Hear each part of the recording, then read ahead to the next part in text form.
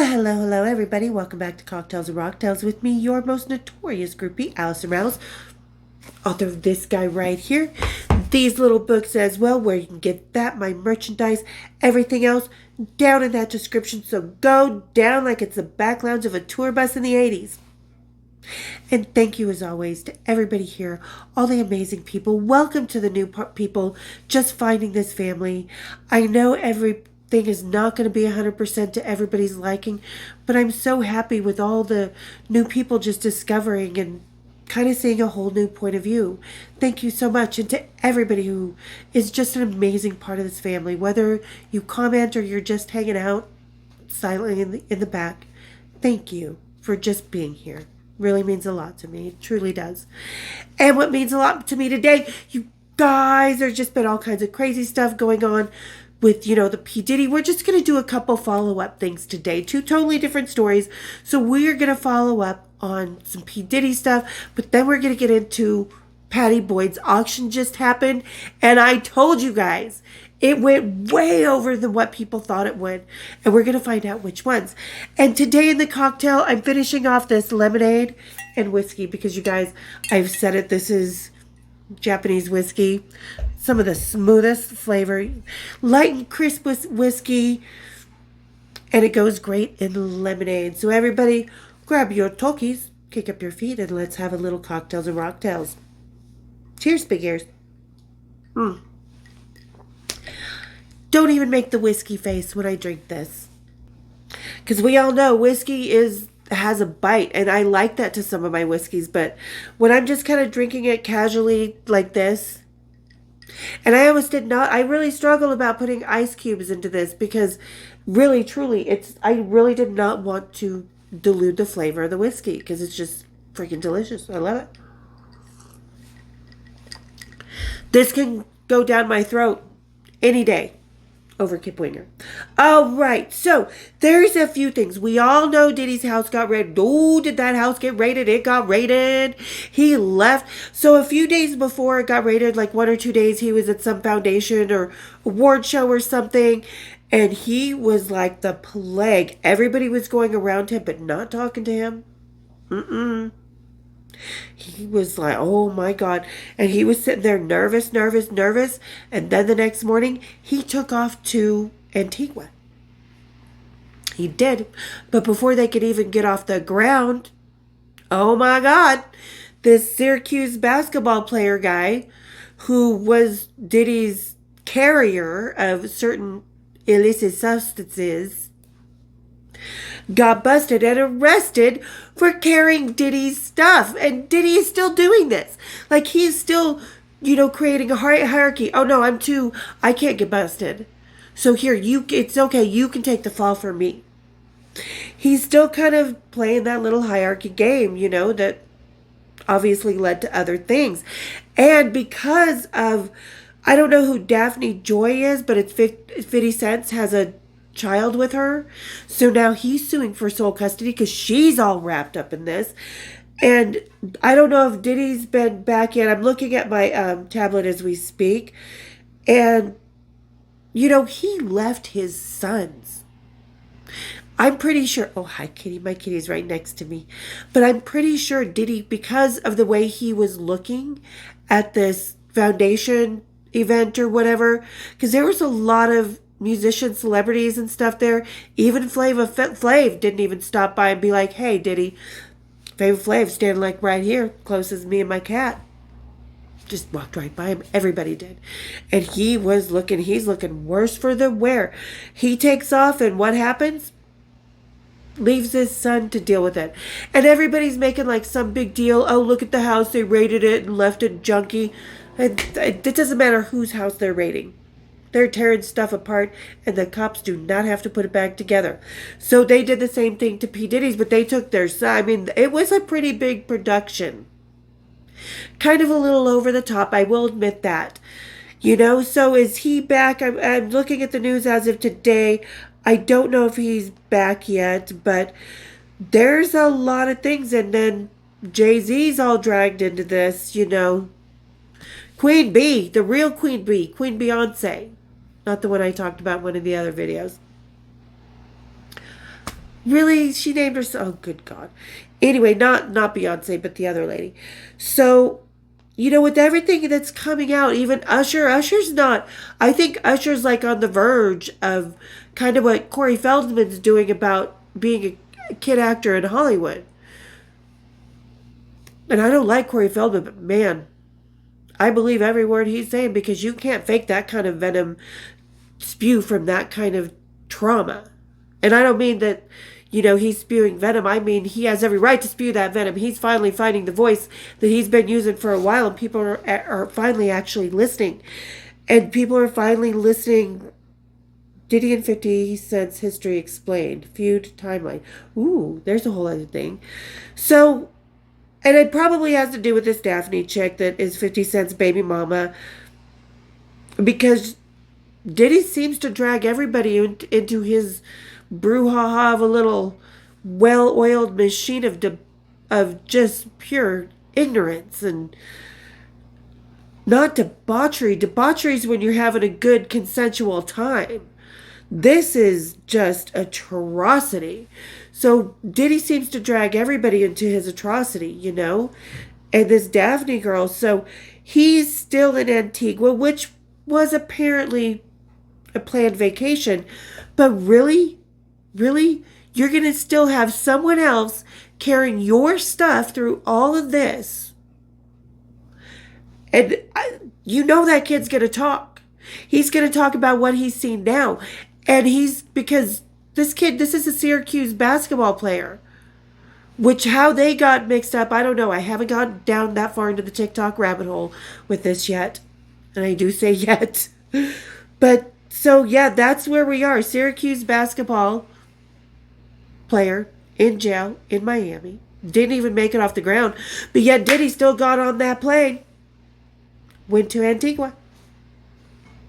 Not even a second thought. Because people are disposable and here for his use. Pretty much. He does definitely fit, because a lot of people, and this worries me for about my story, because my story was everything about my choice. No was no. I was never dragged into this kind of experience or world or disgust or atrocity. Like I said, there's no other word to describe really how disgusting this is. So let's see the root. All the celebs named in Little Rod suit. And all these suits. And there was Sophia Janelle or Daphne Janelle.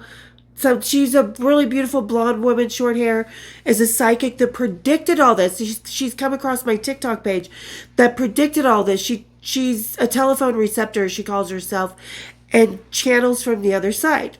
Some people may believe in this, some may not. But how does she predict things down to the small details?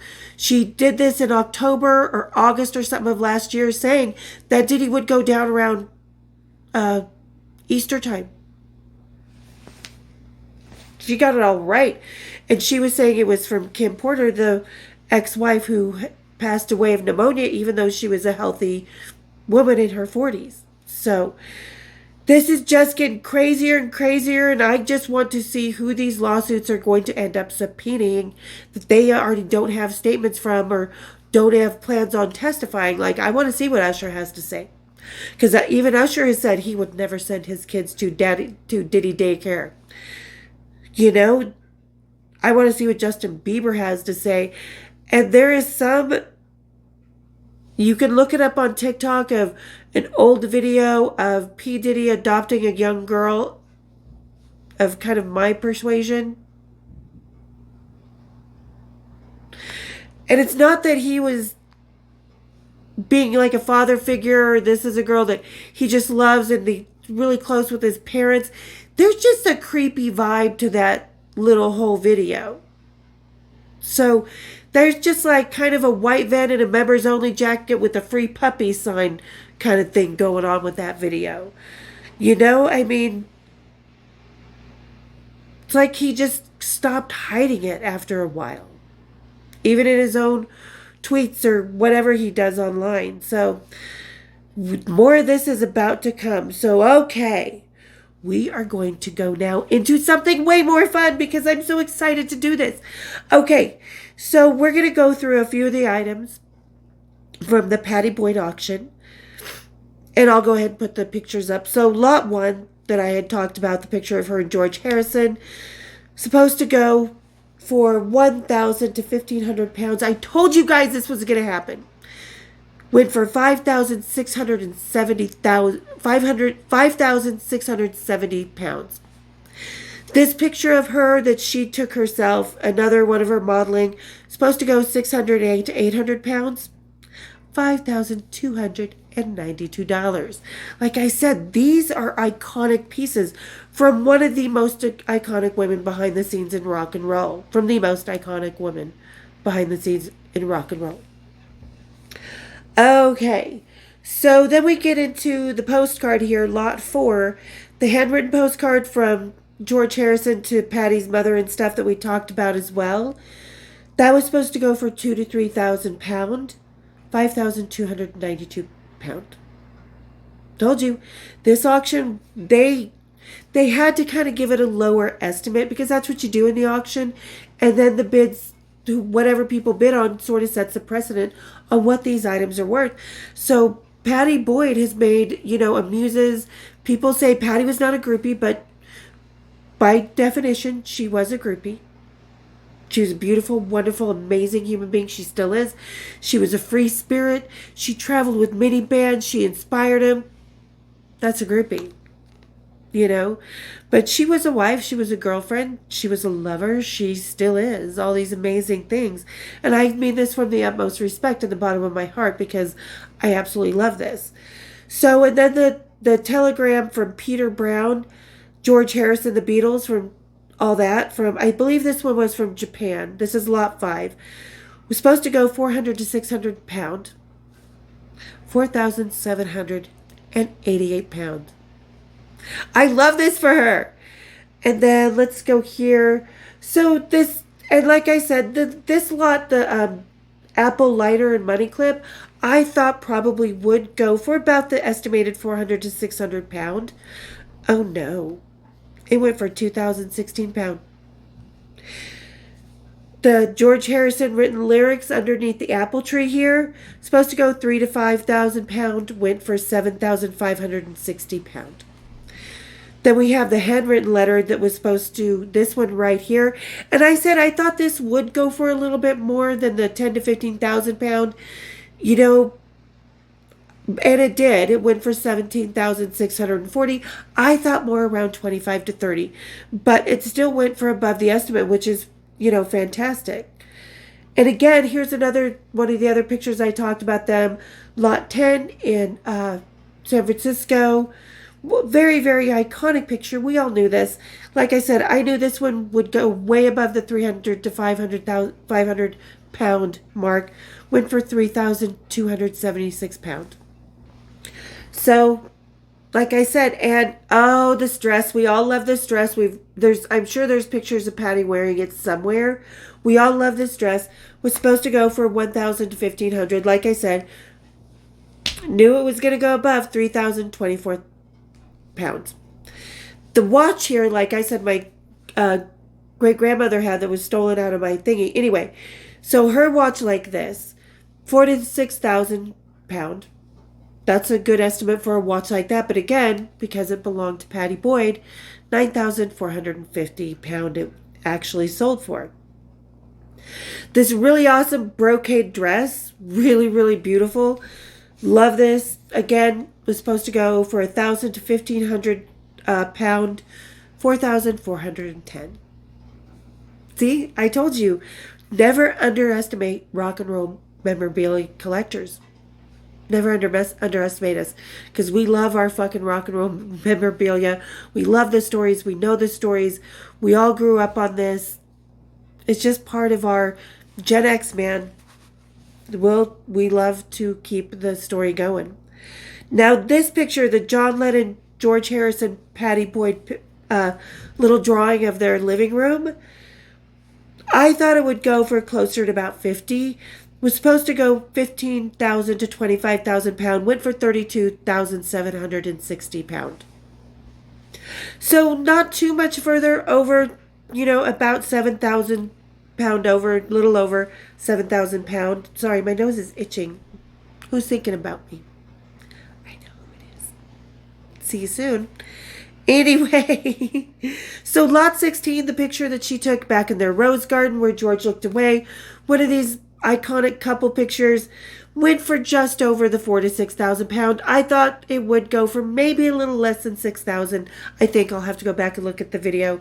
But yeah, it went for 6,930 because we all know this picture. The honeymoon picture right here that was supposed to go for 2,000 to 3,000 pound went for 7,560. So, whoa, and the clock, this clock. Okay, because this, when even if it's a rock star memorabilia, rock and roll groupie, whatever memorabilia, furniture items are very, very tricky at at auctions, because it's a matter of current style, taste, stuff like that. So this clock, this red clock, I thought 2,000 to 3,000 pound, maybe go for 5 to 10 probably, because who gave it to him, who owned it, went for 15,120 pound. So just crazy. Oh my God. Okay. And we talked about this letter collection right here. It's supposed to go from 1,000 to 1,500 pound. Blew that estimate right out of the water. Went for 11,970 pound. I want to know who was bidding on this. You know who I bet you was bidding? Eric Clapton. And I can't stand Eric Clapton, just for the record. I think he's a douchebag. But anyway, so because I have mutual friends with him. And some of the stories I've heard. And a lot of them thinks he's a douchebag, but they're friends. So, whatever. But anyway, so then we have lot 23, this postcard that was, I believe this is the one that said, it's an English thing. I don't miss your daughter a little, meaning I miss her more. So this postcard, lot 23, was supposed to go from 800 to 1,200 pound, 15,120. I knew it would go up more than that, but I didn't think it would go for that much. I thought it would maybe 5,000, So, and the handwritten lyrics for George Harrison's song. Okay, now I thought that would go for a little bit more. So lot 25, this one right here, the handwritten lyrics for the George Harrison song was estimated 30 to 50,000 pound. I thought it might go for more, maybe about the same probably. Went for 47,880. So just under the very top part of the estimate.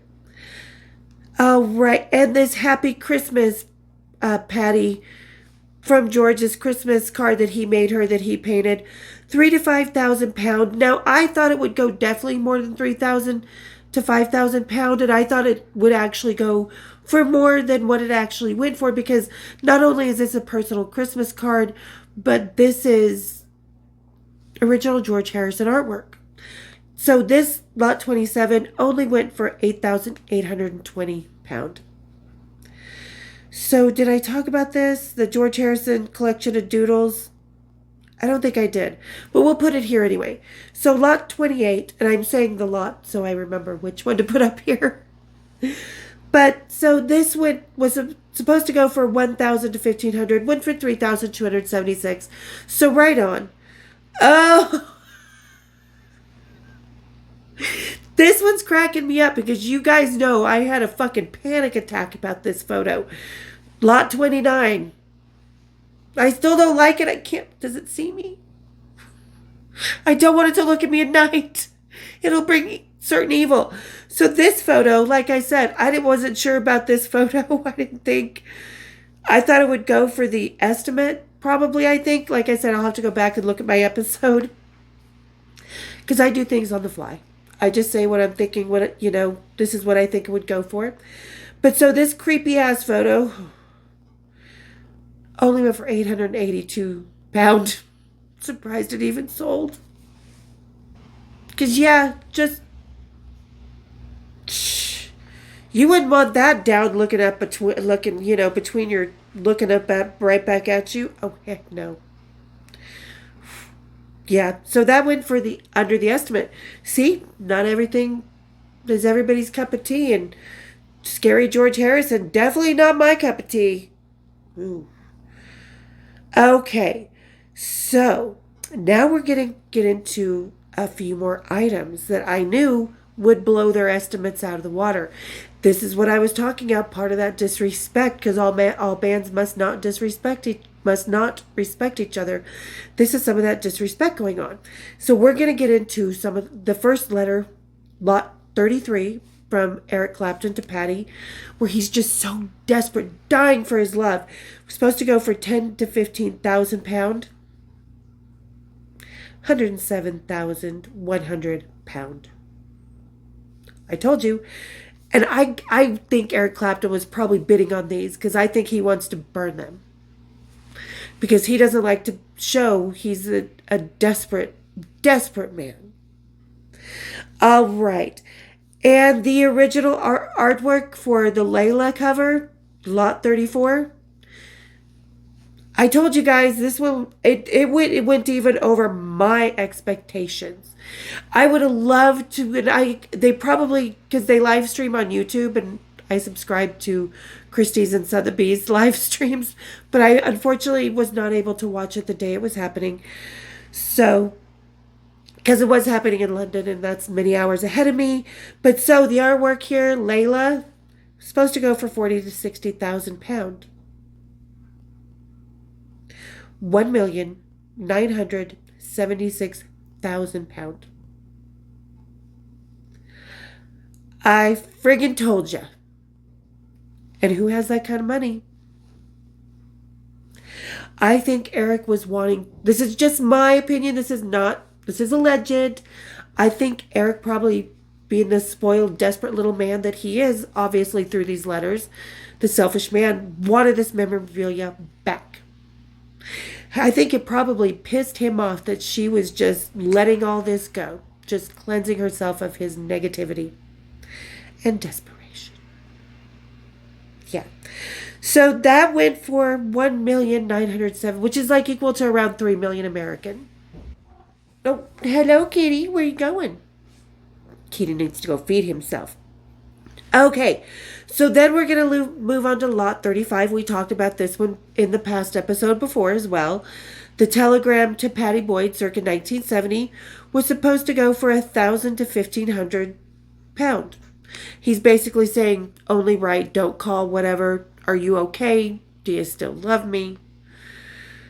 Went for 11,970 pound. Yep. And we'll move on to lot 36. The big old love letter, the big old one, which, he does have nice handwriting. It's like he was using a quill. It's so pretty. It's just very, very neat. But so, handwritten love letter from Eric Clapton. This one was supposed to go 10,000 to 15,000 pound, 119,700 pound. I told you this stuff.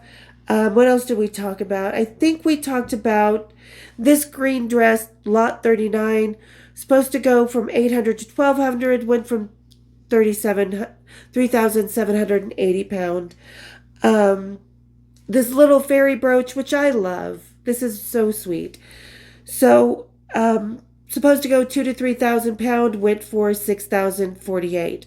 And I know in the last episode we actually stopped at the Eric Clapton love letters, but you guys, there's so much more.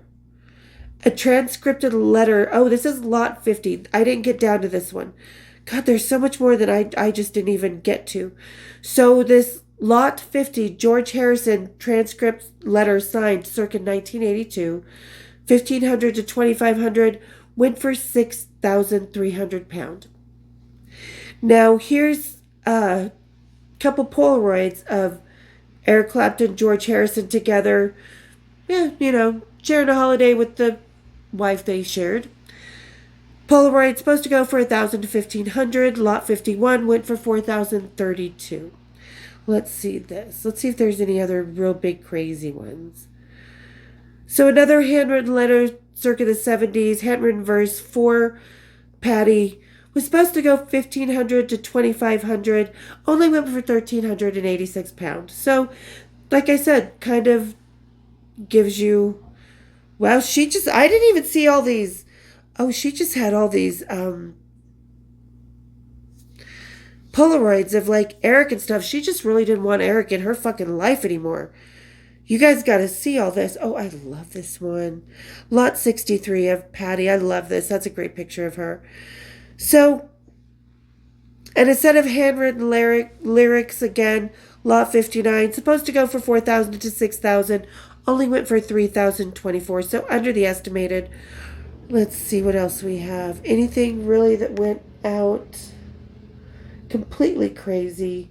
Oh, so this picture of Eric Clapton, Lot 70, really amazing. I mean, anybody who likes this type of decor, memorabilia, rock and roll, really good photography. Lot 70, Eric Clapton at Blackbush Aerodome in 1978, taken by Patty. She's such a great photographer.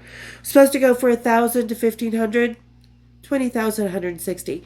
Now that 20,160 pound just set precedence for her personal photography. So her photography like this, she can ask a higher amount now because this auction just set huge precedences. So let's see, there's so much stuff. I'm just sort of scrolling down. Like I said, 84 of 110. Let's load more. So, yeah, nothing really. Like I said, you guys can go check this one. Lot 90, Eric Clapton, a handwritten letter from 1982. Now this one, okay, let's just kind of read what this says. See if it opens up. So, in early 92, Clapton had spent a month at an addiction treatment center in Hazleton, Minneapolis, following a low point during Christmas 1981. Ooh, local Salt Lake Ranch Records. Shout out to you, my peoples.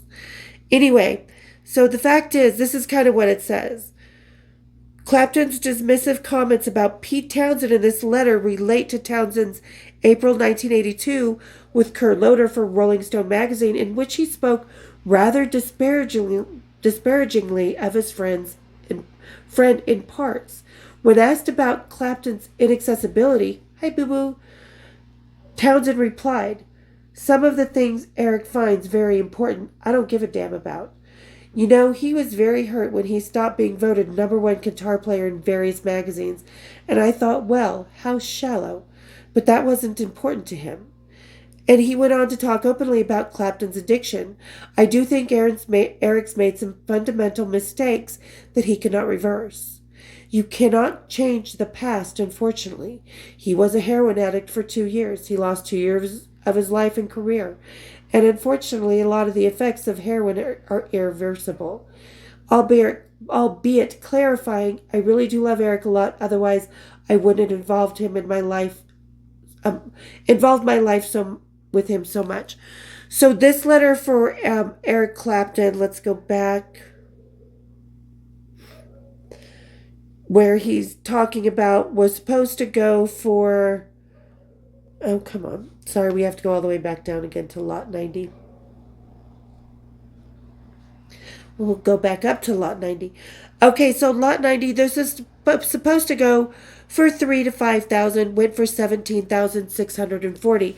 And then we're going to go, she really just wanted no memory of Eric in her house. So lot 91, Eric gave her this stainless steel ladies Rolex. Estimated price, 2,500 to 4,000, went for 21,420 pounds. So yeah, anything to do with Eric, she just put in a box and sent it to Christie's. Oh, she even has a bronze of Eric Clapton's hands. Lot 97, supposed to go for 3,000 to 5,000 pound, went for 8,820, which, yeah, about right. She really didn't want his stinking ass around anymore. She was done. Done, daddy, done. So yeah, go check it out. I'll put the link back down. Oh wait, what is this? Eric Clapton and Mick Jagger before Live Aid, lot 108. So this was supposed to go for 1,000 to 1,500. Again, this set a precedence for Patty's rock and roll photography work, because she took this of them before Live Aid, supposed to go for 1,000 to 1,500, 13,860. Good for you, Patty. Finally getting your worth in your photography. So this is awesome, you guys. Like I said, this is the first real woman behind the scenes of rock and roll auction that just brought out, just amazed. I'm so amazed. I'm just stunned. I'm tongue-tied. I can't even say what I'm really trying to say because I'm just in awe of this whole auction. And I'm in total awe of what's going on with P Diddy. You guys, we have to keep watching this. I'm sure by the time I'm filming this on a Thursday, what's today? The 28th, I think. So I'm sure by the time I put this out, other things are going to be going on with P Diddy. We'll talk more about all of it down in the comments. And tell me what you think. Was Patty Boyd cleaning house? I sure as hell think she was. She's like, fuck you, get out of here. To the left, all your shit's going to Christie's to the left. Well done, Patty. Cheers to you. And thanks to everybody who made it through the whole episode with me today. Like I said, crazy stuff happening with P Diddy. Awesome things blown out of the water at the auction. Just kind of all around an interesting week for me. But all right, you guys, thank you again for getting through the whole episode with me, for always being so supportive, so kind, so loving. I can never tell you guys how thankful I am. And welcome, welcome, welcome to everybody who's just finding me. So go down in that description, check out my book. If you're reading my book with an ebook, just read it from first page to last. If you're reading it for free, understand it's not for free to me to write. I went through a lot of shit. But anyway, yeah, just read it from first page to last. And I hope you guys enjoy everything. And really, it's just me. It's nobody else telling me what to write, how to phrase things, or putting out fake PR about being golden groupies and muses. It's just me. It's reality. And I know it's hard that because we've been so conditioned to think one way of a fantasy of being a groupie that it's hard for some people to grasp. So I get it. But yeah, just thank you. I hate to babble. I'm sorry I'm babbling at the end. I do that when I get excited. But anyway, so thank you everybody for getting to the end of the episode. For those of you just lurking, hit the subscribe, hit the member, become a member so you can be part of the lives. Hit my bells, and we will see you next time on Cocktails and Rocktails with more of my beloved talking. Love it. Cheers, big ears. I'm not an alcoholic, I swear. This is just super smooth. I've never had a whiskey that I love this much. But all right. Cheers, big ears.